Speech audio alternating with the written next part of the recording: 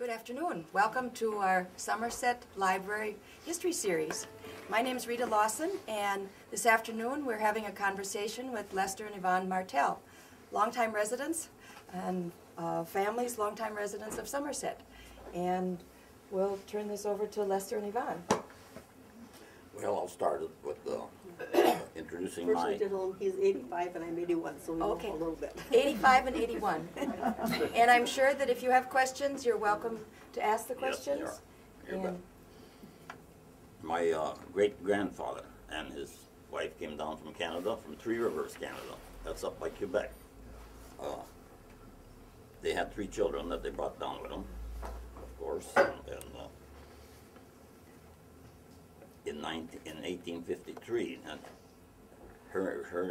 his wife's name was Parent, Marie Parent, and her brothers were across the river from where our house is, and so they settled the east side of the river, and Ambrose took the west side of the river, where he built his log cabin. The first summer they got here, the only thing they did was build a shack for the winter, in order to overwinter. He had his 3 kids, so he had to have pretty good building. What he did was excavate in the bank, and that excavation is still there. Then he put the shelter over it.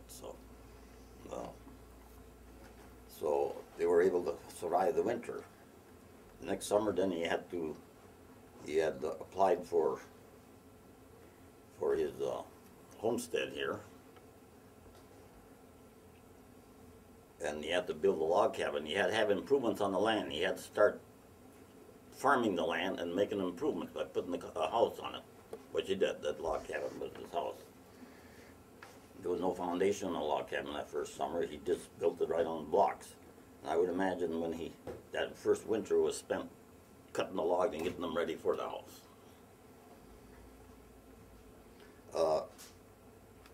My grandfather, Oliver, was his son and he was a stonemason.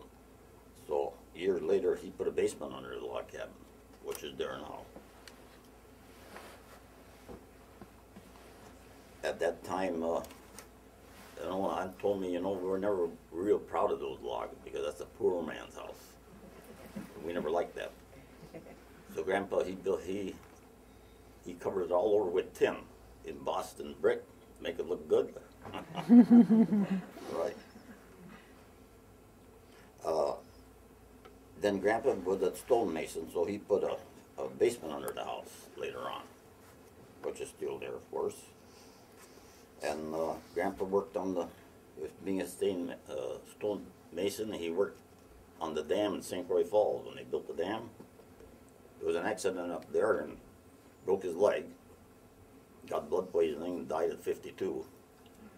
That left Grandma they had 15 kids. She had 4 of them under 4 years old. There, and at that time, no welfare, no help of any kind. My dad, in the meantime, had got married, lived up on the hill, bought the farm on the hill, and helped her out, of course. Grandma had a hard time.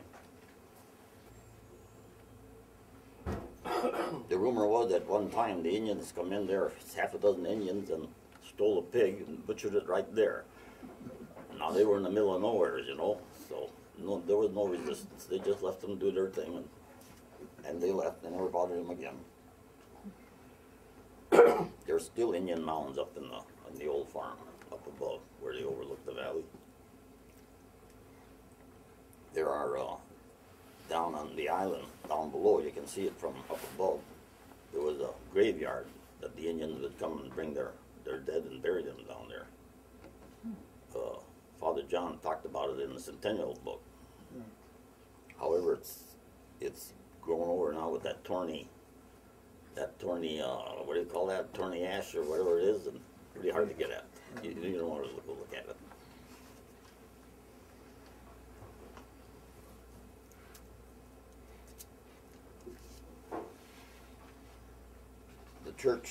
The first church that they went to was up on the Parnell property, up and across the river. So every Sunday they had to cross the river and climb the hill. Well, Grandma wasn't a very big woman, and that river was pretty high at times, so when she crossed the river, she had to put her legs up on the backboard, you know, so that they wouldn't get wet. Yeah. And he said, this is an uncle telling me this. These uncles had to get out sometimes and help that horse pull that buggy across that river because it was pretty rocky and sandy, and it was hard times.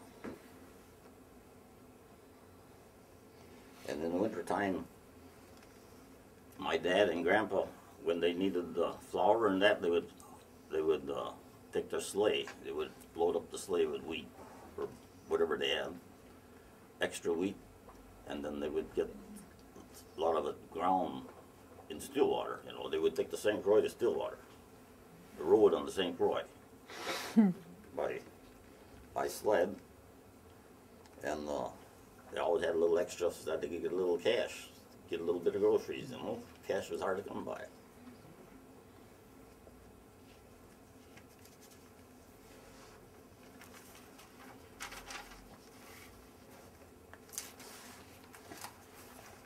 These documents are signed by Buchanan and Grant. And they had to, you had to make improvements, like I said before. This was for 40 acres. Each one was for 40 acres. They paid 25 cents an acre for their land.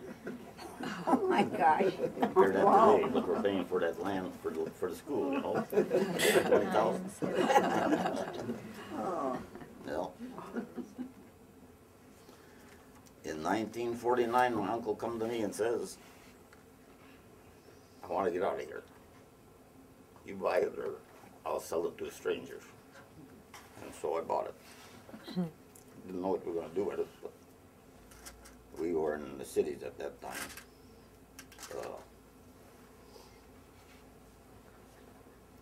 He wandered out west somewhere. He lived in South Dakota for quite a while until he died.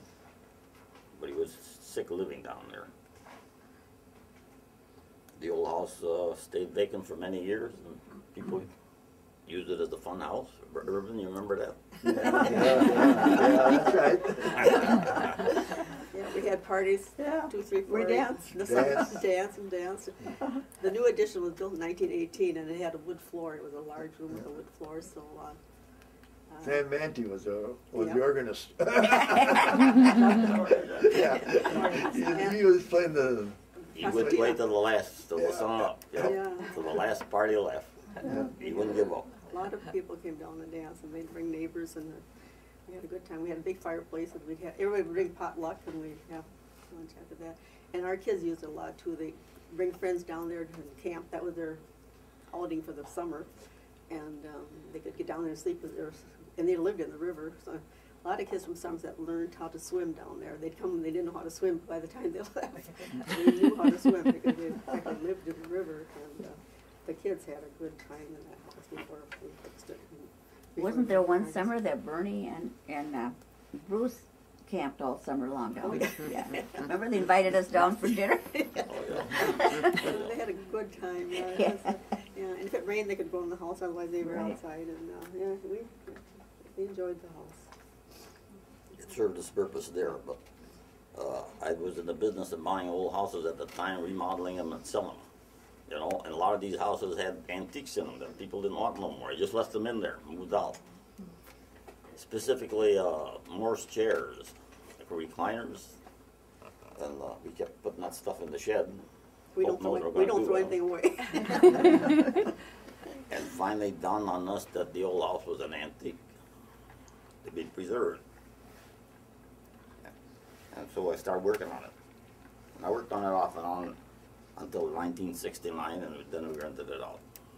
And many years was rented until we decided to move. We decided we were going to move down there. You decided. I was living in a brand new house, and it wasn't. But I liked it down there. I was busy for the next 10 years. Built 2 houses down, one on each side of the old house, because she'd have never moved out here without no neighbors, you know, because that was by itself, all alone.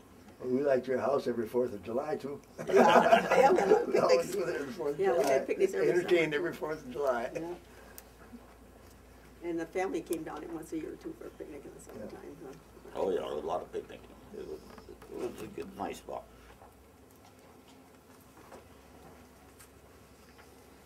Anyway, for the next 10 years, I was a pretty busy man building those 3 houses. But finally got it all together. I want to go back when I was young. Farming was a little different than what it is today. We plowed all day with horses, the one bottom plow. One bottom, yeah. And my dad had a big farm. He had something like 320 acres. It was plowed, 3 single bottom plows. Of course, then he got a sulky plow after the boys started leaving, you know. Yeah, yeah. But the 2 plows were usually out there, but when that third come out, boys were really plowing, you know, really going to town. And in the spring, then you had to rework the land again with spring tooth and Yeah. a little bit. Pretty soon it became thrashing time. Now, can you figure feeding 15, 18 men for 3 days? Meals with no refrigeration. No way to keep this food. My mother did it. How she did it, I don't know. With a wood stove and no fans. That's right, no electric. And then if it would rain and it was postponed a day or 2, what would you do with the food? Yeah. It was quite a challenge. Also, putting up hay was quite a battle, you know. That was all fork work and muscle and on and on. And on top of that, mother here would drive the horse. Not at your place, at our place. That was my job, to drive the horse, and then when it hit the what do I call it? The track. The thing that held the hay would hit the track, then I had to stop right that minute, you know, otherwise it would go too far. And it was hard. I did enjoy it. But you know, thrashing always lasted 3 days, and that was 3 meals, because in the morning, the engineers were there getting the machine ready, Yeah. so she had to give them breakfast. You know, I don't know how she did it, but And they expected a big meal. It was always a couple kinds of meat and pies, and I mean. can you see 20 men, how many pies it took for 1 meal? You know.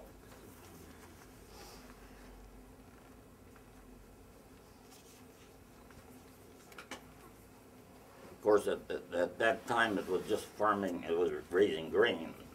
Dairy came in about at the beginning, I suppose, at the line where they had dairy cows, but then they just had 1 dairy cow for milk for the house, of course, but then the factory starts going in, and I remember going with a horse, hauling the milk to the factory, coming back with the whey for the pigs. Where was that factory? There was one down at Sand Hill. There was one up there by up north there by Pine Lake. Kind of late, yeah. There were several around. Old A.J. Vanas had a few factories. Quite a few people that had these little factories. It was not unusual for us to go to Mass in a sleigh. Pretty cold though. But, I remember going to a funeral in a sleigh. They had my uncle's casket, you know. It was cold. We walked most of the way because. And the casket in the sleigh, I remember living on the highway and I saw that go by, the casket in the sleigh, and all these other sleighs coming behind it. Ah. Then St. Anne's along that road to Grace Place had the buildings to house the animals. You must remember that, the herb. Yeah, yeah, yeah.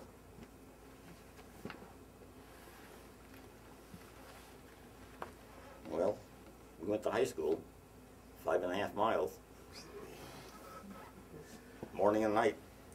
It was a long ways, but probably took us an hour and a half to walk it. A lot of times we got rides. It was a lot of living, you know. Never give it a thought, really. grade school was 2.5 miles. We weren't very big, you know, to go to grade school. But still, And where was the grade school that you went to? Apple River, Apple River. right Okay. across from Janky. Okay. So you had to go up to, where did you cross the river at that time? Down by the falls. The fall was a little bit different from what it is now. There was 7 houses down there, and this was all manicured, the whole thing. They had a bridge. Every spring you'd lose the bridge, but it was there.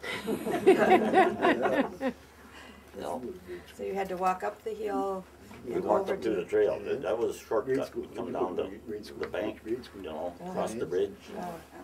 It was quite a shortcut. up the other side and Right. down the road to the Riverdale? schoolhouse. How many in your class? Was 5 in my class. I and Ralph Johnson, Kathleen Limmer, Cecilia Parent, and Eugene Dacus. That was it. Did you have the longest walk? You know, I was about it most far from the school, sure. I was at the end of the road, way down. Yeah. When we went to high school, we'd leave in the dark and we'd come back in the dark. But you know, you never give it too much thought. You get used to it. Right? CC camps were popular. I had a brother in CC camps, learned a lot. You know, there was no jobs, and CC's paid something, you know, give these guys room and board. What year is this? When was that? Percy was in CC camp. Who else? I was 16, 17, 18 years No, old. I remember my Uncle Delore going to CC Right. camps, and I was, and I remembered it, so I was 17, 18 years old. He couldn't have a car there, so I would drive him back on Sunday night. Was that during the Depression or was that during the war? yeah, that was during Under Depression. During the Earl? Depression. The third of that Earl, yeah. Earl Percy. Percy, Right, right, Percy, right. Earl, yeah. Earl Percy, Ben Secor, Roy Barrable. yeah. They, Of course, when we took him back, we'd stop at Pruno for a little while. And what was that? Some of us don't know. Instruction, Recreation. recreation, or whatever they call it. And that's they where, planted trees and they built parks. At the CC camp. And They did a lot of good. Oh, yeah. And it kept them And Roosevelt. drove truck. He told me one time he was driving truck and the brakes went whole and he was backing up and he was able to bring it to a stop. Got commended for it, you know. He was pretty scared.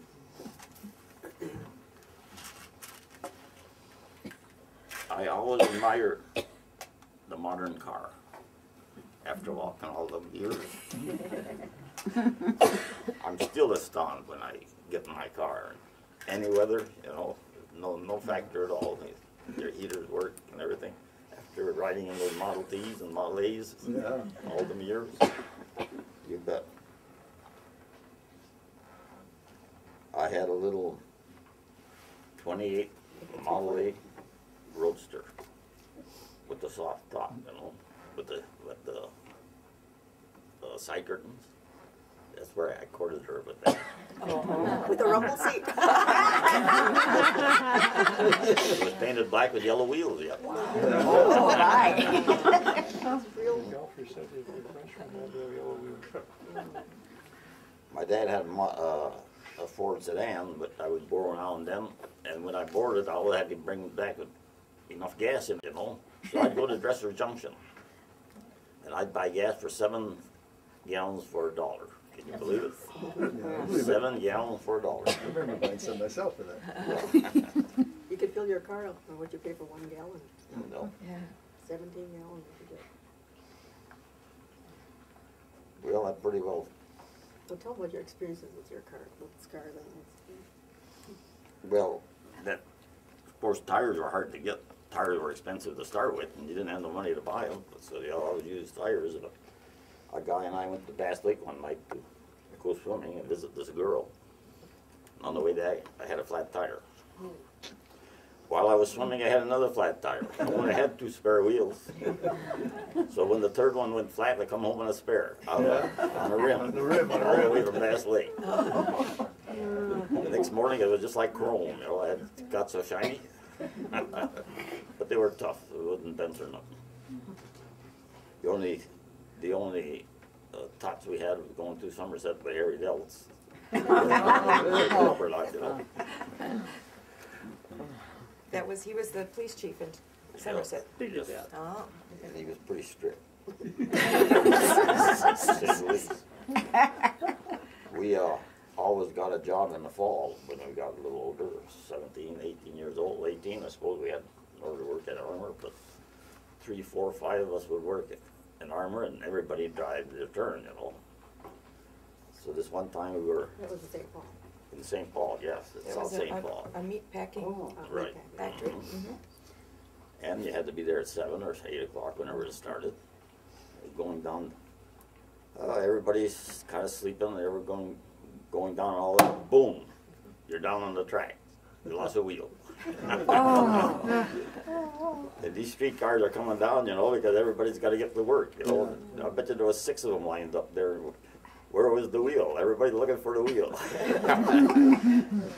It was kind of sad, but it was kind of funny too. You know? All of us, somebody come walking out of the bush with the wheel. He found it in somebody's backyard. And 3, 4 guys lifted the car, put the wheel on, and away we go. But after we got to the parking lot, start looking at those wheels, you know. Model A had 5 nuts on each wheel. He had only 2 on each wheel. That guy stayed with Willis Bulldog. You remember him? Yes, yes. And he laughed. Well, of course. Well, they took somebody home too that day. So what? When somebody warned took somebody home. This fella come over to get me one night. No, where you went to, not when you went to the thing where you got the slug. We were advancing away, and then this guy's car was just about out of gas, and nobody had any money, you know, and so this guy wanted to ride home. I can't give you a ride home, I'm going to run out of gas. No, he says, I'll pay you good. So, took him home, and he gave him a dime. That's not the end of it. Next morning, he looked at the dime, it was a slug. But he didn't run out of gas.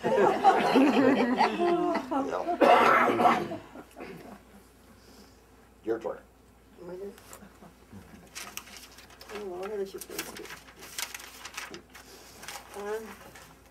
Well, at home we spoke only French for many, well, when we were little. When my brother started school, he couldn't speak English at all. And Speak a little louder. I think the people in the back are having trouble hearing. We spoke only French at our house. And when my brother started school, my oldest brother, he could speak only French. But he certainly learned English in a hurry, and we all got it from him. But my dad and mother talked French until they passed away. I mean, they always talked French together. Do you still speak French today? I have a hard time. My brother, Harold, who passed away now, he could speak French very well. Does everybody know her maiden name or family name? Paquin. Paquin. It was Paquin. Pocan then. Oh, what was it then? Spokane, that's French. Spokane was more than French. Yeah, Okay. it was the French way, yeah. But anyway, we went to St. Anne's School, and it was cold, so the neighbors got together and they bought, I think it was some kind of a milk delivery wagon or something. It had a little sliding door, and they put it on a sleigh. And so each neighbor would drive each their day, and we'd all ride in that thing. And it was fun, I mean, because we were probably 15 kids in there, you know, morning and night. It was a good time. When I was a kid, too, we lived on the highway on 35. There were a lot of homeless people at that time, and a lot of times we'd see these homeless people walk. A man would walk with something on his back or a bag or something, and it seemed like they always stopped at our house to eat. They'd ask my mother for something to eat, and she never let them in the house, but she always made them sandwiches, and they sat on the porch, and she fed them. And then I don't know if anybody remembers Sheeney Gordon. Yeah. Yeah. Eating rags today. Out of Stillwater. Yeah, he'd come and if you pick up rags or any piece of iron or something, he would buy that from you, you know. But he never paid very much. And I heard afterwards, I read in the paper, he died a very wealthy man. So. He picked up a lot No of wonder, rags. huh? Yeah. But when he'd leave, we were always kind of disgusted with him, so we'd sing, Sheeney Gordon, Sheeney Gordon, sitting on a fence, trying to make $1 out of 50 cents. My mother would tell us to be quiet. I hear that, but we said it anyway. And then maybe everybody remembers the Watkins man. They used to come around, one hand, and he sold nectar. I remember that. That was always when he came. We were happy because we got some nectar. His name was Harvey Byrne. Yeah. Is it really? Yeah. Okay. Yeah. And then there was a Mrs. Revard that had a little car that would come around and she was selling stuff, but she sold some real thick cotton stockings, which we just hated. And but we knew when she'd roam the yard that my mother was going to buy these stockings because they'd last longer, you know, than the lighter ones. And Alma's mother. oh, you remember that? Alma Liberty's mother? I think it was. Yeah. She sold. Do you remember the stockings, or did you ever get those? But anyway. Probably.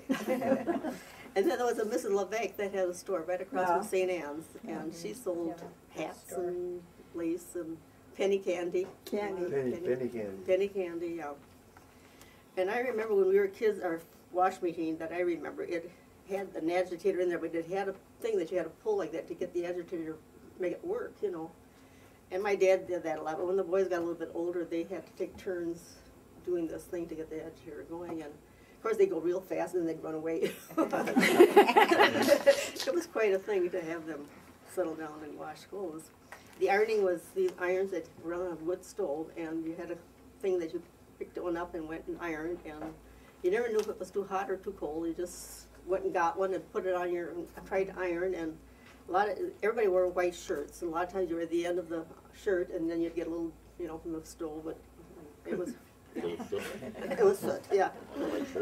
Or a burn mark from this Oh, iron being too hot? a lot of burn marks, yeah. Torch. And I remember first radio was about this long, and it was, I think it was metal, but then it had that great big horn, you know. And so us kids would always take anything and just see if we could hit the horn, you know. And every once in a while they wouldn't work anymore, and then they would just dump it over. And,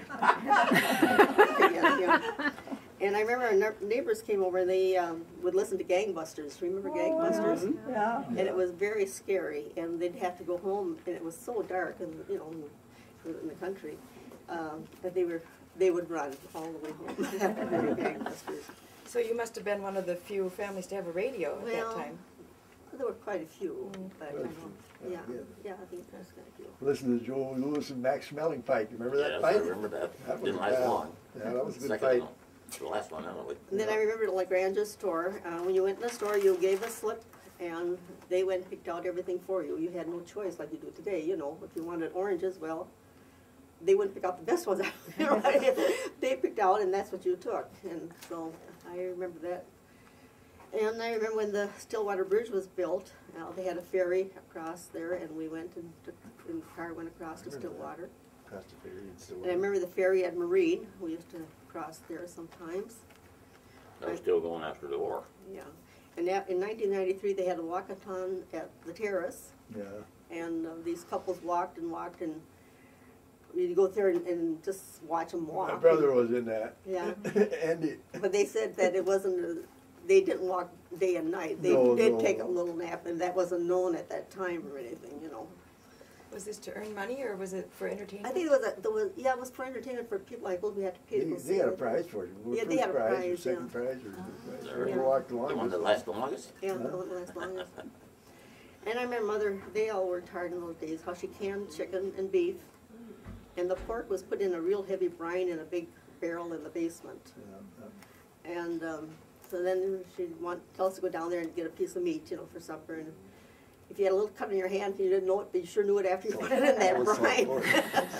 It really hurt. And I remember the mother had made ketchup, and she made root beer. We had a canner thing, which had a little cap you put in the bottle, and then it would crush it and seal the bottle most of the time anyway. And then we made ice cream. We had an ice cream maker.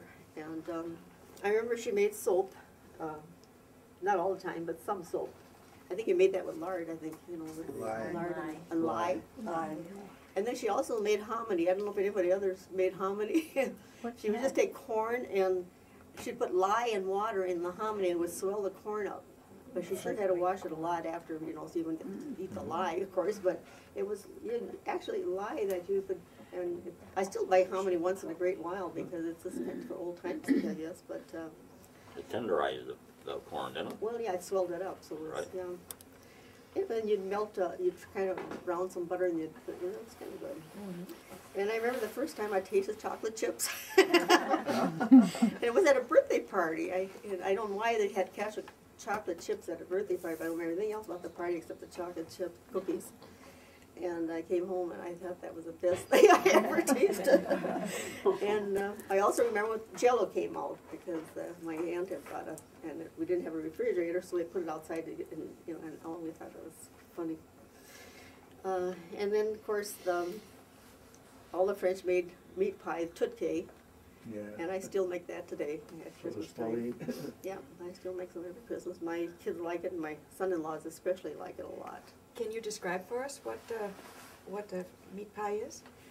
It's pork, Ground pork. and I always put a little beef with it, and then some spices, and then salt and pepper, a lot of onion, and then you cook it with some water, a little bit of water, and then you thicken it with bread, and then you put it in your crust and you bake it. And we like it. But everybody had a different little, recipe. yeah, somebody had different spices, Right, but yeah. I would admit my mother did. And as kids, we, our entertainment, I remember my mother buying oilcloth. Used to buy oilcloth at the dime store for, you know, by the yard. And it was real colorful. But when we got it home, she would turn it upside down, and with the yardstick, she would make us a game, like Parcheesi, you know, we'd play with buttons and dice. And then when it come sometime, we'd flip it over, and that was, you know, when we wanted to play, we'd play on the other side. So that was one of our big games. We had jacks and tiddlywinks and marbles. Marbles was a big thing in the spring. We played a lot of marbles. And we had a few things, a little toupee that we used to kind of wing around, and then you'd put a button on a thing and make it go around like that. My dad gave all the haircuts and fixed our shoes. He had one of those things that you put different sizes of what was he call that? Yeah, it's a shoe tree. And then that would With fit the that different size. shoe, and then Right. you'd new shoe, you know, whatever it was. So, and then Marvin Chase said something about the stills in the bootlegging in Somerset, but I had a little thing about that too. Where we lived on the highway, the house north of us nobody was living in there, but they had a nice big shed in the backyard. So somebody, of course, got the idea, well, let's make moonshine there, but they didn't want to use that driveway because in the wintertime, the feds would see the track. So they paid my dad to come to our yard and to go in the back and into that shed. So, of course, we were forbidden to go. We knew something was going on, and we didn't know what it was. But anyway, like I said, my dad was getting paid for this, and then when they used corn for that, and when they got through with the corn, then they gave it to my dad for his pigs. And my dad always says he had the happiest pigs in Somerset. But anyway, one day we came home, and the feds had come, and they had found it. And but we didn't know, we weren't home, because I don't know what happened. But then we could go look, you know, they let us go see what it was. And they had great big axe marks in all the whatever it was, barrels or what it was. Yeah, they had found it anyway. So That was a pretty common thing because we were in a school across from Art Weaver with the guys stayed there that time. A couple of times the stills were smashed there. They would take them out of the basement and bring them up and put them in the yard, and then they'd take an axe and smash them up, right? okay, and then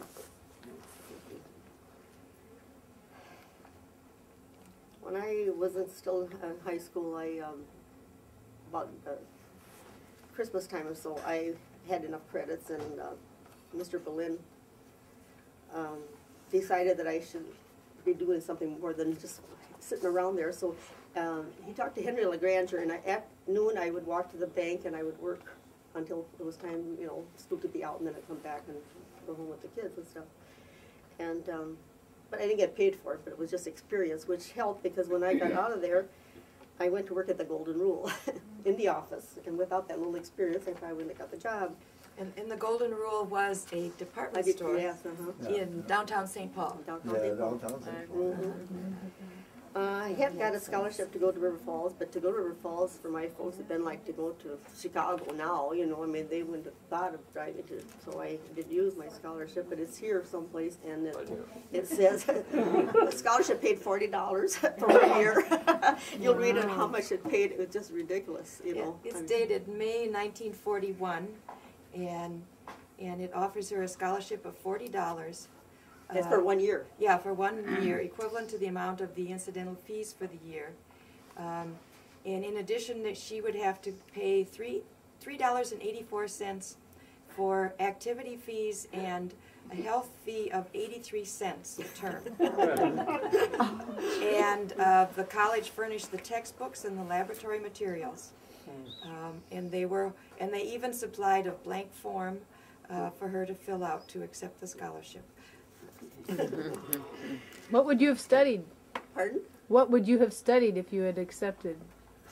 I suppose it would have been in business something, you know, because I had worked in an office, but if I had to do it again, I wouldn't, because I didn't like office work anyway, but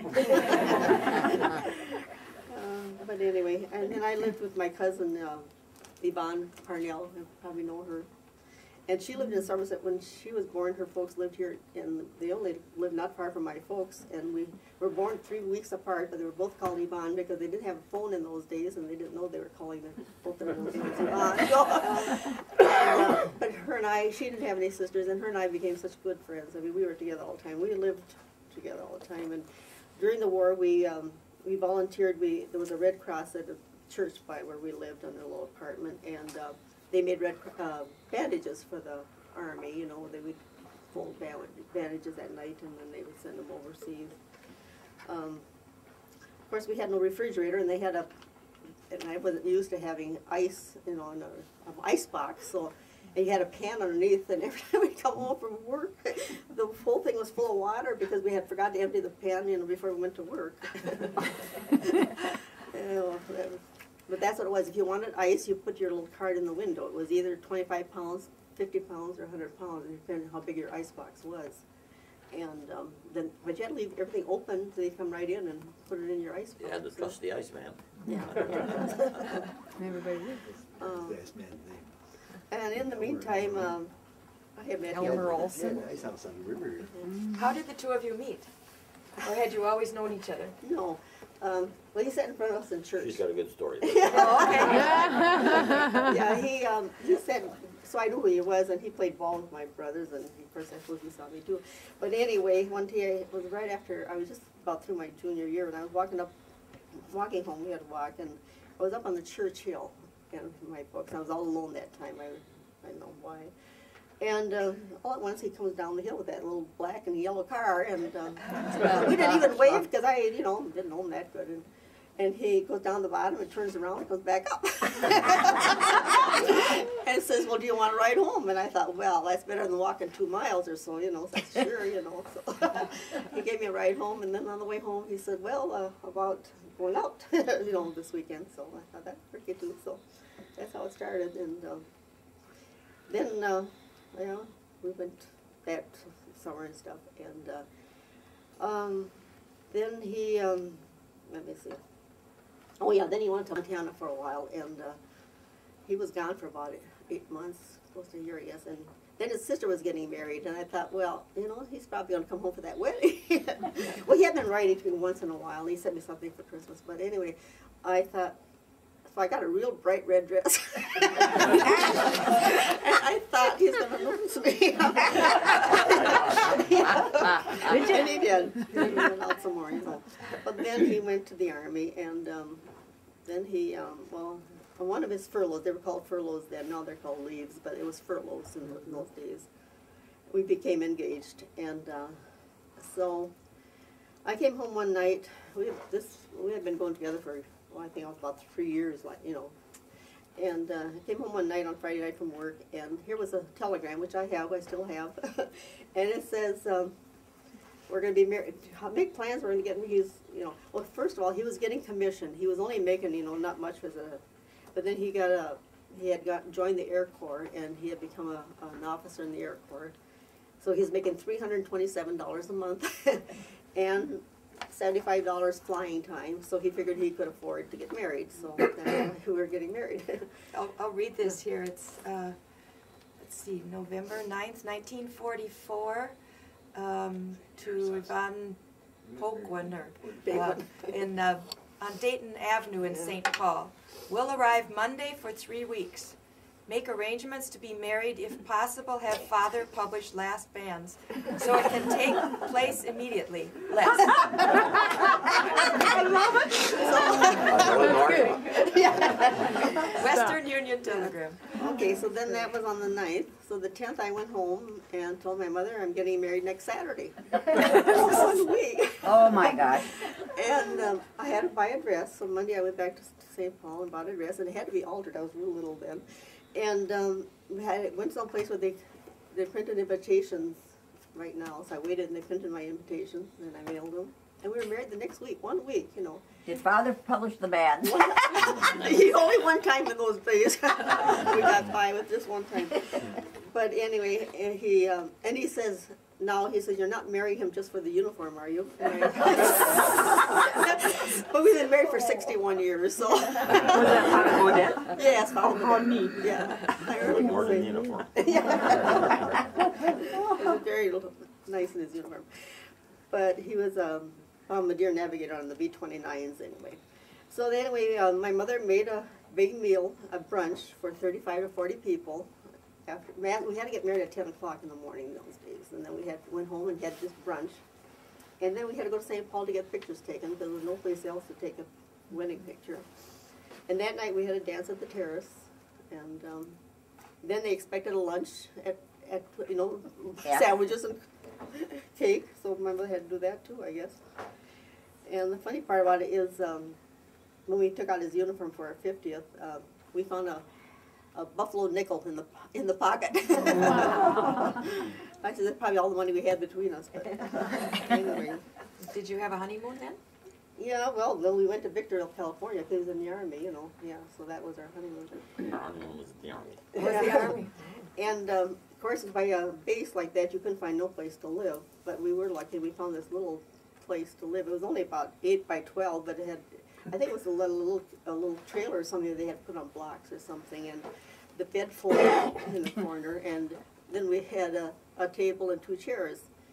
So at night when we put the bed down, the table and 2 chairs had to go outside. It was that small. I said, people, when you see these big houses now, I bet you they have walk-in closets that are bigger than what that was, you know. Yeah, for sure. But it was crowded. You couldn't find nothing. It just was nothing. We're lucky we found it. Yeah, we were lucky. And there was gas and meat rationing at that time during the war, of course, and I wasn't much of a cook. But I went to get some meat one night for supper, and they had lamb chops, and they were nice and pink, and well, they looked good, you know. And I had never had lamb before, and I thought, well, they didn't take too many coupons, many you know, whatever it took, the little round red things. What were they? What were they called? Coupons, something like Oh, they were Tokens. Tokens, yeah. It didn't take too Streetcar many, so I thought, I'll get some of those and I'll pretend that they're pork chops, and he'll never know the difference. But he just came by the house, he could smell that. Oh, they smelled awful. There must have been some old buck sheep that they had. Well, I had to throw them away. I mean, it was terrible. And I haven't ever tasted lamb since then. Then after a while, expecting my first baby. Of course, there was no Pampers then, so I bought a bunch of flannel, and made a bunch of diapers, and then there was no rubber pants, no plastic or nothing, you know, to cover diapers with. So I don't know where I got that. Only so you never heard about that. No. But I made some soakers. They were made out of I just learned how to knit. And then you put that on top of the diaper, and it would kind of soak a little bit, you know. So. Would you believe she had me knitting in I those things? like to say that, but yeah, we both made soakers. Nothing else to do? Oh, and here we are, and that's it. Well, that was great. That was, yeah. I had a question. When you worked at Armour, how did you get across the river? The bridge was there. Oh, there was a bridge there Right. at that time. Mhm. Okay. Yep. No, there's never no problem there. How come how long was there a ferry? Because you talked about a ferry. Yeah, when they When they were built, building the bridge, when there they was were a building the ferry. bridge. When they were building it, they had a ferry. Okay. yeah. Wasn't that bridge built in 1938 or something? Is that Yeah. the date for that bridge? Very nice. Thirty-one. Stillwater Bridge is 31. 31. Okay. The Stillwater Bridge, 31. I think Okay. there's Yeah. a pontoon I was born bridge there 24, so I before can that. remember that. Yeah. I know how it is, because born at the same time as me, and I know how I feel, and I don't know how that whole bridge is. They also had a ferry at At the rate. Marine. That was there yet after the war. We don't need a The ferry at Marine was there after the war. Does anyone else have questions? Where was the high school? The high school. Tell us where the high school was. It was just demolished here a little while ago. you know. Oh, the one on Not Spring lost. Street. You're right, Yeah. yeah. But I remember when they built that addition, before it was just that one part, you know. Yeah. And then they had Just the built one that new building, part, and then yeah. they kept adding on to it. Then they had the gym and a couple classrooms, yeah. That was the new Who part. was your first baby? Was it born in California? No, it's Stillwater. Oh, it's Stillwater. Oh, you We didn't don't have know, the, say Stillwater. Stillwater. Yeah. You came back for the birth of your first Yeah. child. Uh-huh. Because he was gonna go overseas. And then what was I gonna do there alone, you know, so I thought, so I rode the train all the way from home. Pregnant and riding the train. That sounds For like a wonderful days, time. for days, yeah. Alone then? Well, you had a friend, you met a friend on there. A girlfriend or more? Oh, no, that was another time that he was someplace Oh. and he had to be transferred on a troop train and he says, well, somebody's gonna pick you up. I had never met her and, but she came and picked me up that day and she was pulling his trailer and, she had a little baby and why she wanted somebody with her was to hold the baby while she drove, you know. So that was how we were going to Arizona. And we're going, and one morning, I remember one night we were so tired and we stopped and we were in the mountains. Oh, I couldn't believe that. But anyway, she's pulling this trailer and then she tells me she had only got a license like a couple of weeks before that. And here we are in the mountains with this, pulling a trailer. Oh my gosh. when did your folks move to St. Paul? I don't think. Question was, Well, when did your Darlene was parents in- move to was in St. high Paul? school then. Oh, okay. Yeah, so when in the 30s, yeah. You probably know what time that was. So, Darlene was about the second year of high school. enlisted man to being, you said an officer? Pardon? How did you get from an enlisted man to being an officer? I was in the Air Corps. No, well, you were in the cadets. army and then you heard that. Yeah, I was to electrician school. Decided I still wanted to fly, you know. So I applied for cadet and made it. I and Ralph Brown from the Richmond unit. Oh, Mhm. you We weren't both drafted then, you enlisted in the army? Enlisted in the Army to start with, sure. Okay, all right. And then went through basic training and then I went to New York to electrician school for 3 months. Oh, Lived at the big Broadway Hotel, the old Broadway Hotel. But, from there we decided to go flying. And we both made it. And then what where did you fly some missions? Or, We never went overseas. We were scheduled to go with the B-29. B-29 was developed primarily to bomb Japan. Long range, and it was a long range. We used to go on practice flights. We'd leave Tucson, go halfway to Hawaii, and then go all the way up to Spokane, to the Golden Gate Bridge up in there, and come back down to Tucson. 13 hours, 14 hours in the air. You know, big airplane. Were you a pilot? No, I was a navigator, bombardier. But there was a new navigation that had come out, radar navigation they called it. It was just being developed then. That's primarily what B-29 had. Yeah. But these big planes always had 3 or 4 different navigators, you know. And the pilot was always in contact with the home base anyway, on the radio. but this was right at the end of the war, and so. Well, and- by the time I was through training, Japan surrendered, and within 2 weeks I was out. He was in the army over 3 years, though. You know. These I are had a what, good education. this is what they used to use. I for was female. proud because I only had 2 years of high school. Uh-huh. So this is a V-mail. Yeah, This that's a was- V-mail, and this is the V-mail postcard they used to send during the war. And that's the V-mail that they would drive overseas and they would just fold it up. They'd write the message and fold it a certain way, and then, I suppose you remember that, huh, V-mail? Yeah. If people remember this, Yes. it was all prepared for you. And here you have what looks like a postcard. That Yeah, was- they had the postcard then, too. Yvonne, how many were in your family? Five. 5. No, afterwards, no after. Yeah, I was the oldest girl. And your parents were farming in that Yeah. north of town? Their parents were from Canada, also from the same place. In fact, we visited Canada a while back, and we went to a graveyard there, and it was the same as Somerset. You know, all the names were all, and we took a picture of this one's tombstone. There was a Martell had married to a pig one. Oh, I was the only one. He thought he was the only one. I got a picture of this. you were the only smart one. Yeah. So that's a picture of our house, and then how you fixed it up. Well, there's some pictures here we can pass around of the old house, and then the way they fixed it up over time. Did you want to tell us about any of the projects or the special things that you did with the house here, the log cabin?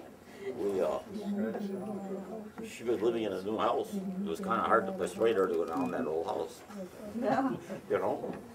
But, And this is the thing from LaGrange's that and eggs were 13 cents. You know, the farmers used to bring eggs, you know, they pay so much on their bill. In what year is that, do you think? In 41, yeah. Yeah, it looks like 1940. You have Beautiful, 13 cents. 15 cents for eggs. 13 cents a dozen, and they bought 14 dozen eggs. Yeah. But I remember the eggs were sitting right there on the floor in front of LaGrange's. No, they weren't very good. Beautiful. But anyway, we got some pictures. Oh, there's a whole, Yeah. all different. well, that was probably 2 years transaction. Yeah, see, they just had one of those for everybody, and then you come in, they'd pick out your book, and they'd write down what you bought. And Give you credit for your eggs and charge you for What you You bought. owed, yeah. My dad, he wasn't much for shopping. So she handed him the slip, and when he got down there, he'd give it to Oscar, and then he'd go across the street to Archie. Pick it up a little and later. have a beer. Nothing costs $1, eh? You have some pictures here. Can you Yeah. tell us about the pictures? Well, they're just high school graduation pictures, yeah, mine and the class ahead of me. And here's some from the basketball team when I was going to school. This is, Football team. this is, Oh, I suppose in 1940. 1940. 41. I graduated in 41, so I suppose probably 39 or so. oh, wow, that's quite a handsome group of guys there. Yvonne, you said you graduated in 41? Uh-huh, and she I has, graduated in Richmond in 39. Yeah. Went to high school in Richmond. And then that would be the years I'll know. this is 1941, high school. That's my class then. Okay. There she is. And this was 1942 and 1941. That's what it was. Well, I mean, I think we Absolutely.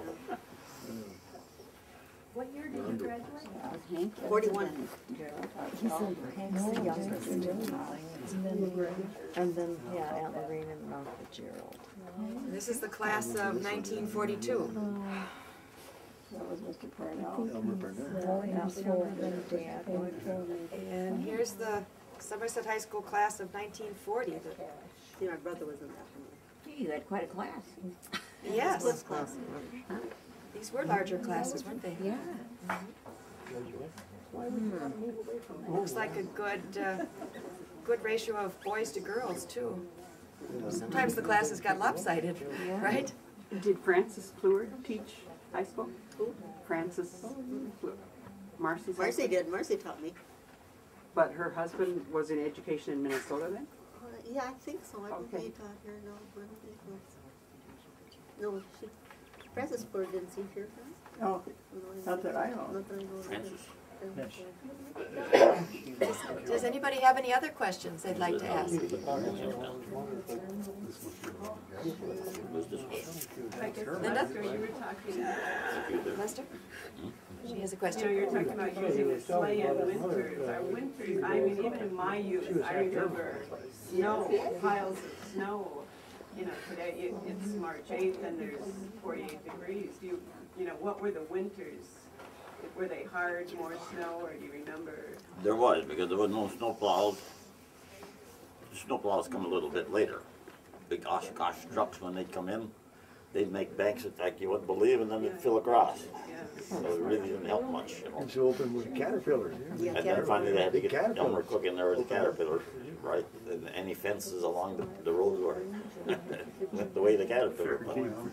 So in a snowstorm where you guys were, you would probably...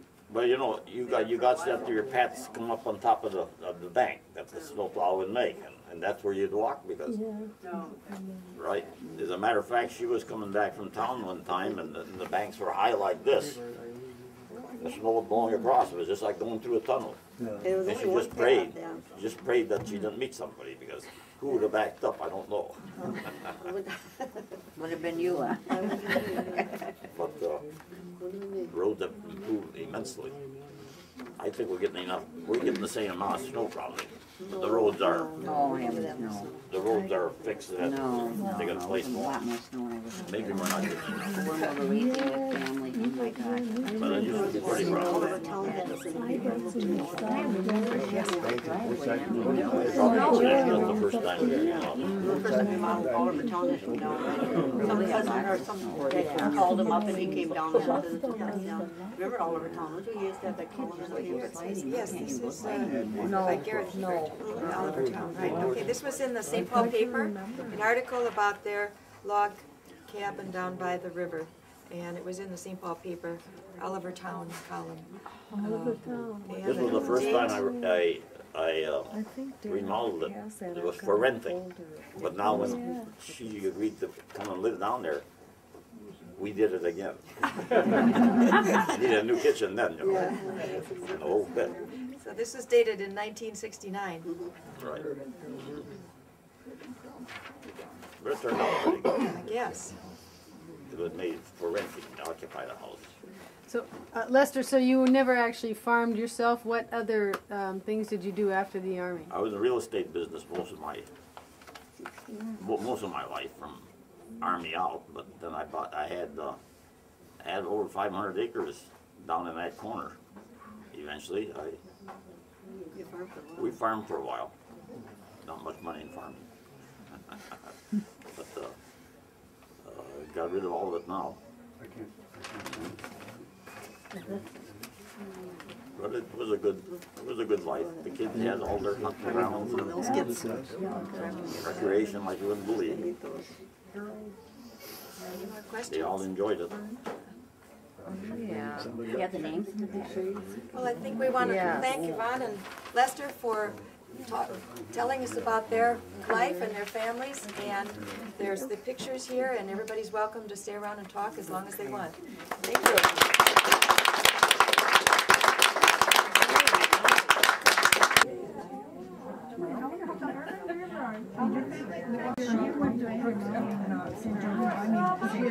Okay, yeah.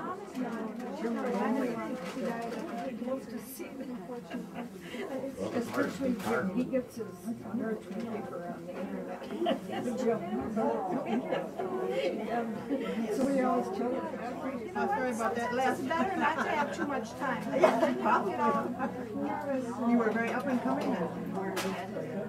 Very nice. No for an answer, you didn't get it. It was 7 miles from the base. 20 years later, we went back.